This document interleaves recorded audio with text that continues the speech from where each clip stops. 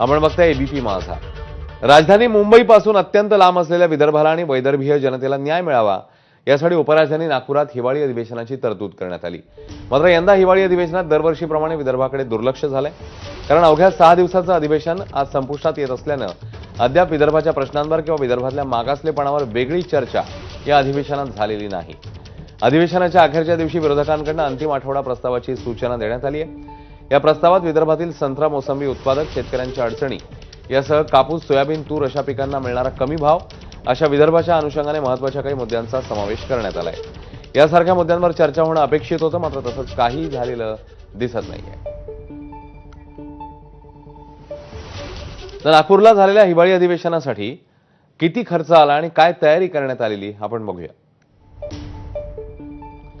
विधिमंडळ सचिवालय मंत्रालयाच्या विविध भागातील सुमारे 750 अधिकारी कर्मचारी नागपुरात पोहोचलेले। राज्यपाल, मुख्यमंत्री, दोन्ही उपमुख्यमंत्री, विधानसभा अध्यक्ष, उपाध्यक्षांचा कार्यालयीन स्टाफ आणि खासगी सचिव, दोन्ही सभागृहातील आमदारांचे कार्यालयीन स्टाफ आणि पीए, याशिवाय नागपुरात नागभवन तसंच महाराष्ट्र सरकारच्या विविध आस्थापनांमध्ये मुक्काम, जेवण आणि गाड्यांचीही सोय करण्यात आलेली। विधिमंडळ, रवी भवन, नागभवन, मुख्यमंत्री सचिवालयांना जोडणारे रस्ते आणि आसपासच्या परिसरात बंदोबस्त ठेवण्यात आलेला। बंदोबस्त आणि सुरक्षेच्या नावाखाली 5575 पोलीस कर्मचारी अधिकारी तैनात करण्यात आलेले।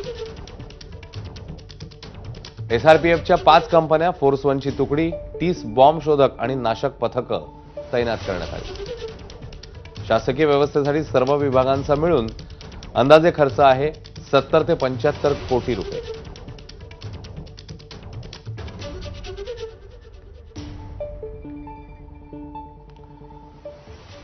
आणि इतका सगळा तामझाम ही सगळी व्यवस्था करण्यात आलेली आणि इकडे विदर्भावर चर्चा न झालेल्या विदर्भात